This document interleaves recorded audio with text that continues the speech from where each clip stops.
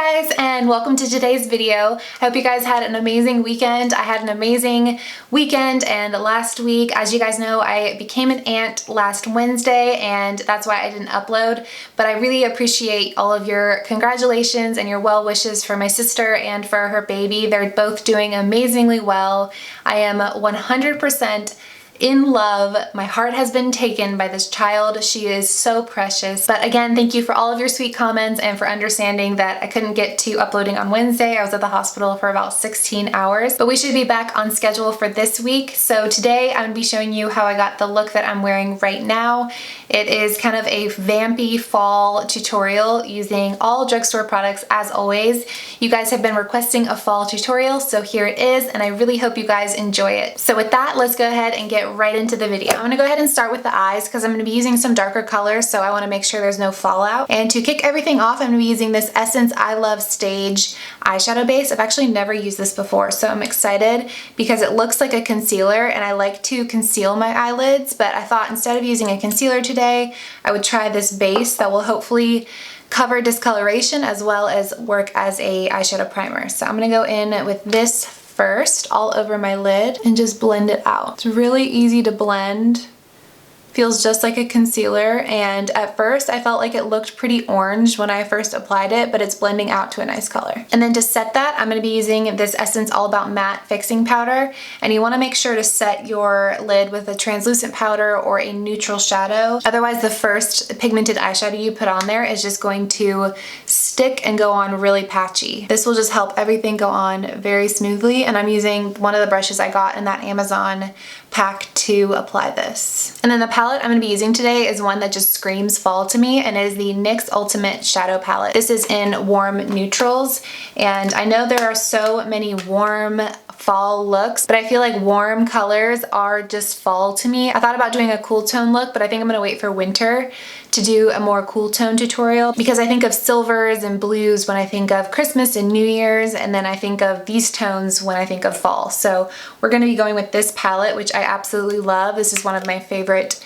drugstore eyeshadow palettes. And I'm taking another one of those BS Mall brushes I got off Amazon, and I'm gonna start out with this shade right here. It reminds me of the shade Naked. It's just a nice light neutral transition color. And I'm gonna take this pretty high up in the crease, almost up to the brow bone. And you don't have to be super careful out here. Usually when you have already done your base, you have to make sure you don't go out too far, but we're gonna be able to clean up everything with concealer, so just go crazy. Next, I'm gonna go in on my Wet n Wild crease brush with this orangey shade right here. It's just a little bit deeper of a transition color, and I'm gonna keep this just slightly more focused in the crease, but not too much. I'm still using a nice big fluffy brush, which will do most of the blending for me. And I barely tap my brush in there, and it's this pigmented, so make sure you're not digging your brush into an eyeshadow palette that's this pigmented, because that's how you end up with really muddy eyeshadow, is when you have too much on your brush.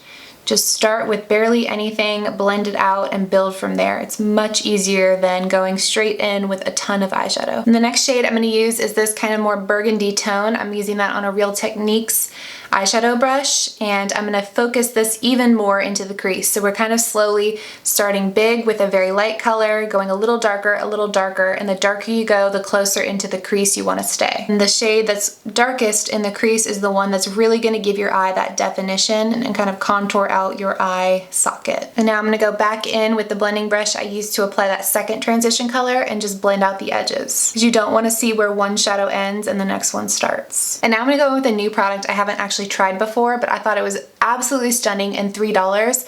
It is this J.Cat Beauty Shine Your Day Shimmer Powder. So this comes in a bunch of different shades, and it's supposed to just be a pigment similar to the Wet n Wild one. So if you didn't get your hands on the Christmas collection loose pigments from Wet n Wild that had these kind of gold, rose gold colors, J.Cat Beauty now came out with these, and I think they're gonna be beautiful. The only thing is that the packaging isn't the best. There's no sifter. You kind of have to just dip your brush straight in there. So let's go ahead and apply this all over the lid. And for that, I'm gonna be using this kind of synthetic brush. This is by BS Mall again. And I'm just putting my brush straight in there, and then I'm gonna go ahead and apply to my lid. I definitely think there's gonna be some fallout with this, but that's okay because we haven't done the base yet. Oh my gosh, look how gorgeous that is. Definitely fallout, but absolutely stunning. This makes me want to buy this shimmer powder in every shade. Oh my gosh, I cannot believe this is $3. This is so pigmented, but I definitely would recommend applying this before your base because there is some pretty major fallout. If you guys can see under my eye area, there's definitely fallout. And now very gently, I'm gonna go back in. I'm not adding anything to this brush, but I'm just gonna go back in and blend where the shimmer meets the matte. And now I'm gonna take this darker burgundy shade through the crease, focusing on the outer corner, just for that last bit of definition. And now I'm just going back in with that Wet n Wild brush one more time to make sure all of the edges are seamless and blended. And for the last step in the eyeshadow, I'm just gonna take this shade right here, this matte light shade, and put that underneath my brow bone. And we will come back to the eyes, but I'm gonna go ahead and start on the base now. And before I do that, I'm just gonna take this fluffy brush right here. This is the Real Techniques powder brush, and dust away all of the fallout. And to prime my skin, I'm gonna be going in with this Found Face Soothing Primer. I've been really enjoying this. This has bilberry and peach fruit extract. It's 90% natural, and I've just been really enjoying the way that it feels on my skin. It's very cooling and moisturizing. And because I'm gonna be using a matte foundation, I wanna have kind of a smoothing, moisturizing primer. And I always think of primer like spackle. You basically just wanna fill in all of the holes and the wrinkles and everything that we don't want the foundation to highlight. You just want it to be a smooth canvas before you start painting, very similar to spackle. And for foundation, I'm gonna be going in with my very favorite foundation of the moment, and it is the No. 7 Beautifully Matte Foundation. This is hypoallergenic, and it does have SPF of 15 in it, and I find that this just really agrees with my skin. I've had no problems with breakouts or anything, and it keeps me matte while still making my skin look like skin. It's just my go-to foundation because I feel like in the fall, our skin is starting to get a little bit drier going into winter, and you don't want something that's too matte because it might highlight those dry patches and make your skin look a little bit less like skin. And I feel like this is perfect for those of you with oily skin that don't want to look completely flat and matte, but you also don't want to end up looking like a grease ball at the end of the day. Oh, and to blend this out, I'm of course using my very favorite sponge, the L'Oreal foundation blender. And no matter what foundation you use, you always want to bring it down your neck because the last thing you want is a line right here where your foundation ends. Even if the color match is perfect, you can still see a texture difference. You've got this flawless base and then the more natural skin coming through. So if you blend it down just a little bit, it creates a nice gradient so that it's not makeup, no makeup. And now I'm gonna go in with concealer. This is the Maybelline Instant Age Rewind Dark Circle Eraser in Neutralizer. And I'm gonna put this right here where I have the darkness, but I'm also gonna use this to clean up the edges of the eyeshadow here and just create a little bit more of a sharper, more defined edge. So I'm just gonna follow the line of my eye and bring it up a little bit just like that. I'm pretending like my eye doesn't end right here, and if I kept following the natural shape, if my eye was bigger, I'm just following that line. And because this is kind of brightening and highlighting, I'm gonna put it on the other high points of my face that I want to highlight. And I'm just gonna use my finger underneath my eyes. I just prefer the way concealer looks when blended out with a finger. It's something about the warmth of using a finger over using a sponge or a brush.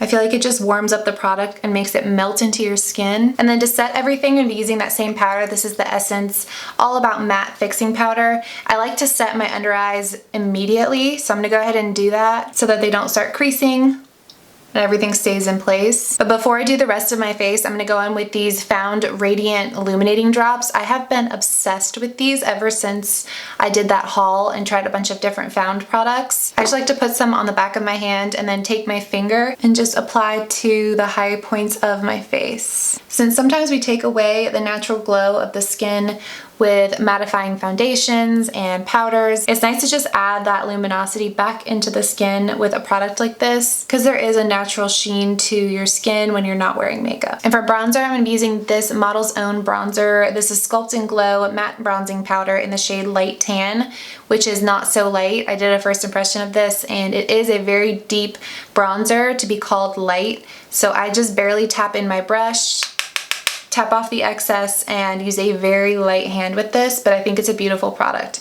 And to apply it, I'm going to be using this Wet n Wild contour brush, and I'm going to be kind of contouring slash bronzing with this. So I'm going to be focusing in the areas where I would contour my face, but I'm also going to be blending it into the places where I would bronze. And this again is just adding life back into the face, because with foundation we not only mattify the face, but we also make it one tone, and our faces naturally are not one tone everywhere, so you want to add some dimension and color back into the face with bronzer and blush. And using that same brush, I'm going to go in with the NYX Away We Glow. This is their illuminating powder, but I like to use it as a blush. I focus my brush mainly in this shade, mixing in a little bit of this kind of bronzy highlight, and it just goes on like a glowy, beautiful blush, and I feel like it's the perfect blush shade with this eye look. So I'm just going to start on the apple of my cheek and blend up. Always blend up. When in doubt, move your brush upwards. You can see with the eye look, we have the shadow going up, the blush going up, the bronzer going up,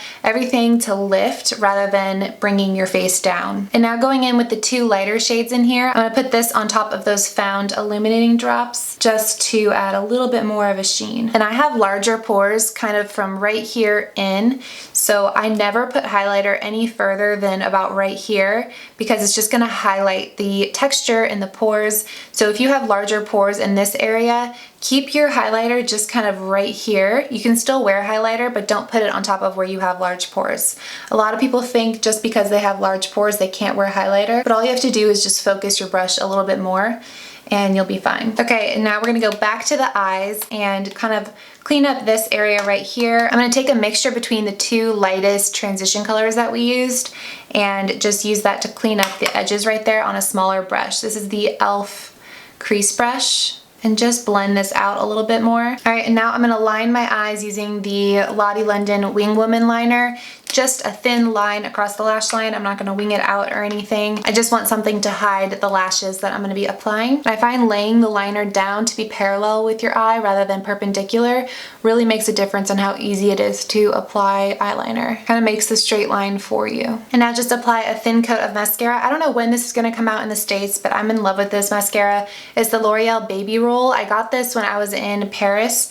I'm really hoping it comes out here because it's one of my favorite mascaras. Now I'm gonna apply these Ardell Trio lashes. You guys know I love. What I like to do is put a little bit of the Duo Dark Tone Glue in one of the holes of eyelashes that I've already used and use that kind of as my glue holder. I like to start on the outside of my eye and move inward. So I use the medium trios up until right about the center of my eye, and then I use shorts in the center of my eye, and it just makes a little tapered effect. So I'm gonna start out with a medium length trio and just pop that on the outside of my eye. So I just pick it up with my tweezers and dip it into the glue and then just drop it down on top of the lashes wherever I want it. So since I'm starting on the outside, I'm just gonna drop it on the very outside of my lashes. So I'm taking another medium and just dropping it down right next to the last one. And you just keep going all across the lash line just like that. So I'm happy with the way that turned out. As you can see, it's not perfect. It kind of looks like lashes should look, a little bit different on each side, and that's the look that I personally prefer. So the glue is still drying there, but I'm gonna go ahead and finish up my lower lash line while the lashes are drying. So I'm gonna start out with this Essence Gel Eye Pencil. This is waterproof. If you have problems with eyeliner staying in your waterline, give this one a try. I absolutely love it. And using this e.l.f. smudge brush, I'm gonna take this kind of maroon shade right here and just buff out the lower lash line. I'm gonna go ahead and add some mascara as well. And now for the lips, I'm gonna take this NYX Lip Liner in Plum and line my lips. I'm gonna overdraw them just slightly. And the way you wanna overdraw your lips is just in the center. You don't wanna overdraw right here or right here. It's much safer to just overdraw your Cupid's bow and slightly underneath. And when I say overdraw, I don't mean draw a whole new lip line. I mean maybe just lean a little bit on the outside of the line rather than the inside of the line. And for lipstick, I'm gonna be using this Wet n Wild MegaLast Liquid Catsuit Metallic Lipstick in the shade Harbor a Crush. This is from their fall collection. And that is the finished look. I really hope that you guys enjoyed this fall tutorial. Let me know what tutorial you guys want to see next, or if you have any video requests. I love hearing your requests, and I will see you guys in my next video.